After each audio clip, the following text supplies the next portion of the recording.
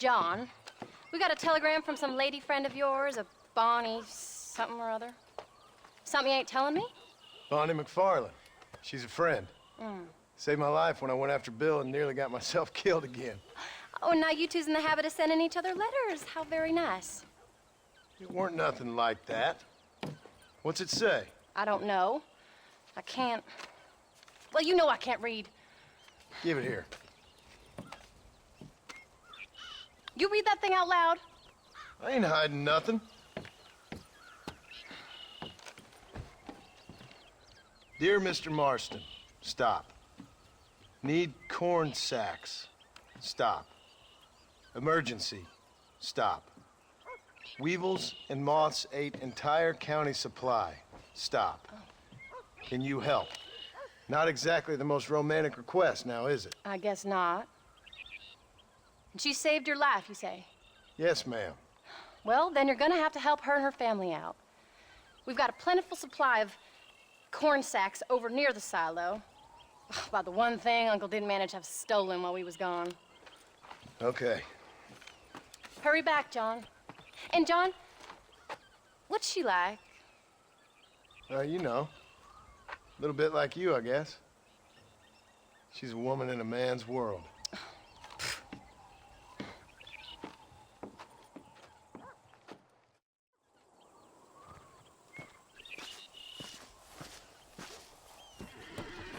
John, wait! Maybe I should meet this McFarland woman. What are you waiting for? We better hurry.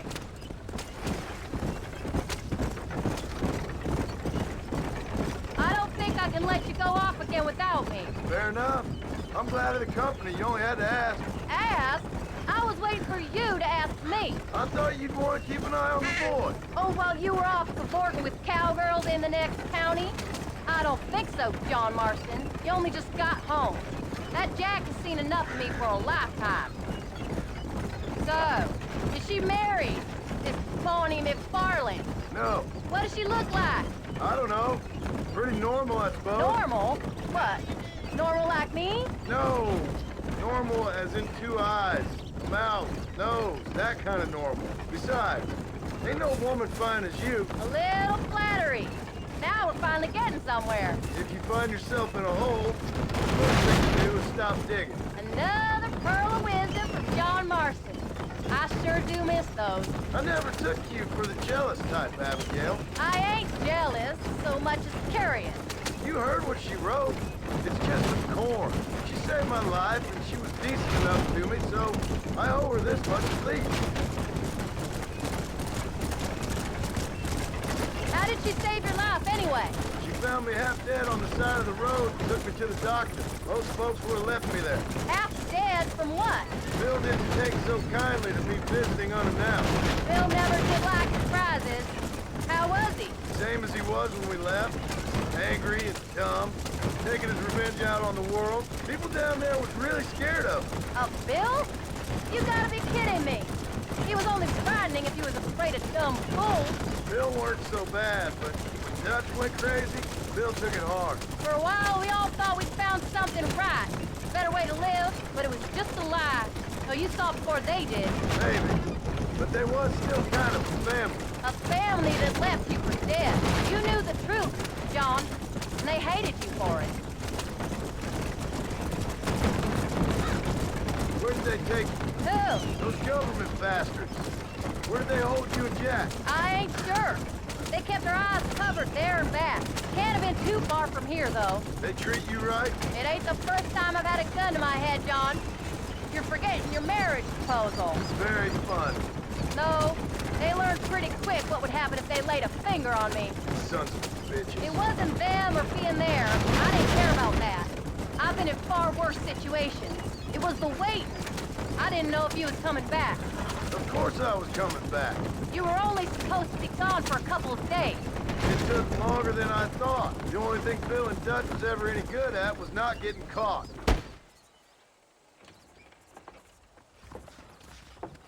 You came. Thank you so much. We lost the entire harvest. Miss McFarland, I'd like you to meet my wife, Abigail.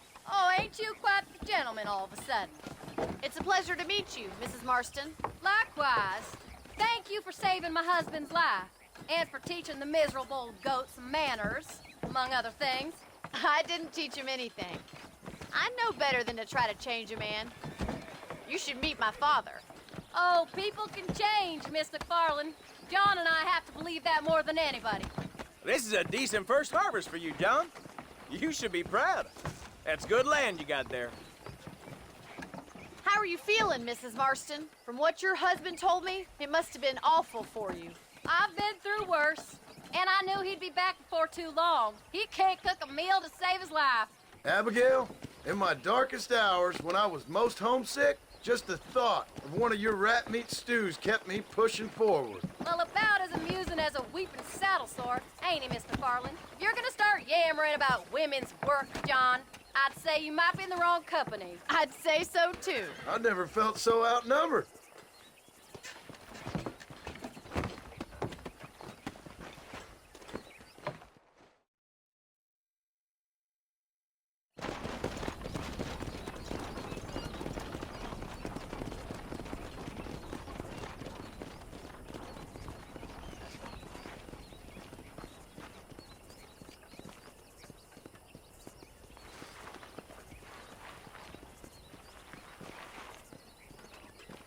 Ma'am?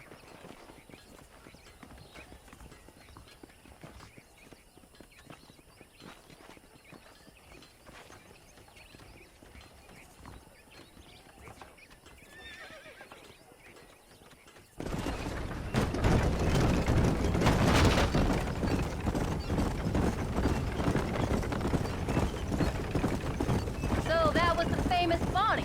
That was her, all right. She's pretty. She's normal, like I said. Well, you always wanted to be a rancher. I just thought she'd be just your thing. The perfect rancher's wife, if I ever saw one. I already got a rancher's wife. I'm only teasing. I like her, and I'm glad she saved your life. Most of the time, anyway. The McFarlands are good people. She did blush redder than a shepherd's sunset when she saw you, though. I have that effect on women. You've clearly had one too many blows to the head. You ain't wrong about that, Mrs. Marston. That's quite a ranch they got there. That'll be us someday. As soon as we get back on our feet. I don't know, John. How many times can we start again?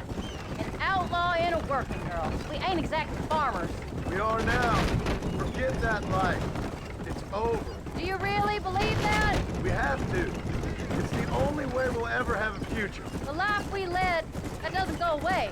It's never over. You think those government men are just gonna leave us alone now? The old gang's dead. I did what they asked. And that's it? A life of crime forgiven? We're back together, ain't we? Until they decide you owe them something else. Sometimes I think I was the stupid one for believing I could get out. Maybe Dutch, Bill, and Javier were just being honest with themselves. You ain't perfect, John, and I sure ain't. But you're better than they are, than they were.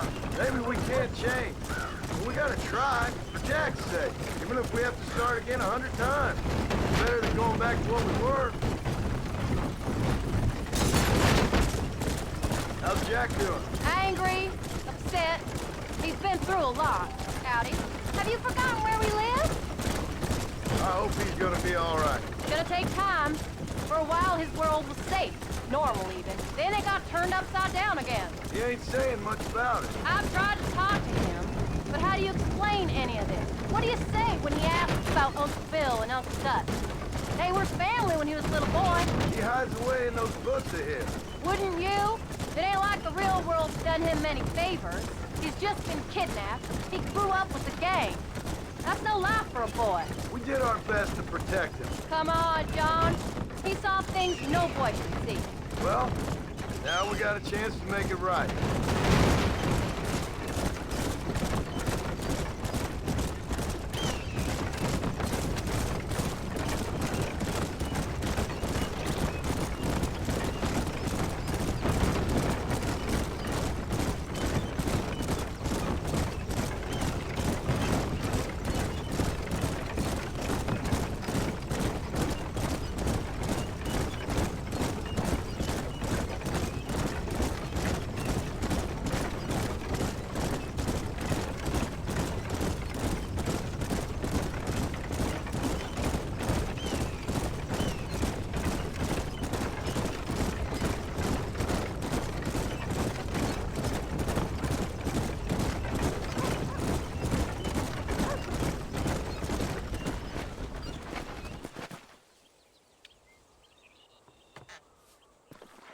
We did good today, John.